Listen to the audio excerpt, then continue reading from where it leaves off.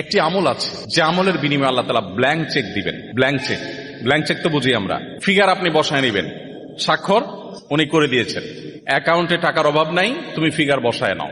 একটা আমলের বিনিময়ে শুধু কোরআনে আল্লাহ তাআলা বলেছেন আখিরাতে বান্দাকে আল্লাহ ব্ল্যাঙ্ক চেক দিবেন। একটি আমল, অনলি একটি আমল। আল্লাহ বলেছেন ইন্নামা ইউওয়াফাস সাবিরুনা আজরাহুম বিগাইরি হিসাব। যারা সবর করতে পারবে, ধৈর্যশীল হবে, আশাহত হবে না, ভেঙে পড়বে না, মুশড়ে পড়বে না, শক্ত থাকবে, আল্লাহর প্রতি আস্থা রাখবে, ভরসা রাখবে, আত্মবিশ্বাস থাকবে এবং সবর করবে, আল্লাহ বলেছেন তাদের বিনিময়ে দেওয়া হবে হিসেব ছাড়া।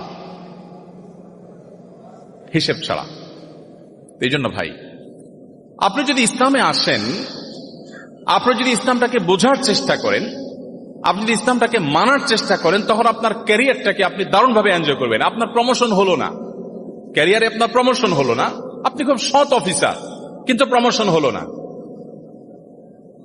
বেঈমানের কাছে কোনো সান্ত্বনা আছে?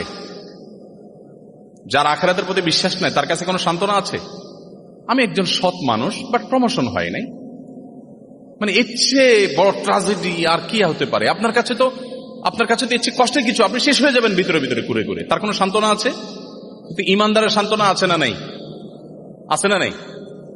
আমার টার্গেট ছিল আমি প্রশাসনের সর্বোচ্চ লেভেলে যাব, আমি পড়াশোনা করে ভালো একটা জায়গায় যাব, যে আমি দুর্নীতিকে জাদুঘরে পাঠাবো, এদেশে মানুষের মুখে হাসি ফোটাবো, আমি অপশাসনের বিরুদ্ধে সংগ্রাম করব, আমি সমাজে উদাহরণ হব, আমি মানুষের জন্য কাজ করব।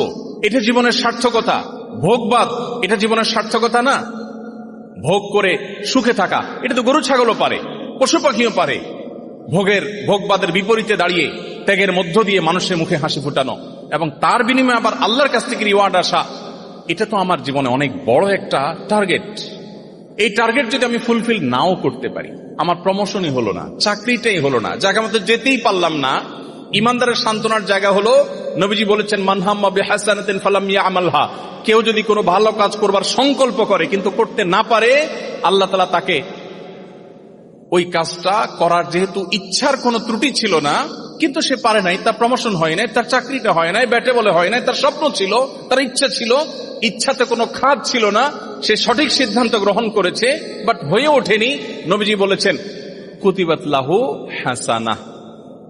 সে যা নিয়ত করেছে ওটা নিয়ত করে করলে যা সওয়াব পেত, নিয়ত করে সেটা করতে না পারলেও আল্লাহর কাছে সমপরিমাণ সওয়াব লাভ করবে।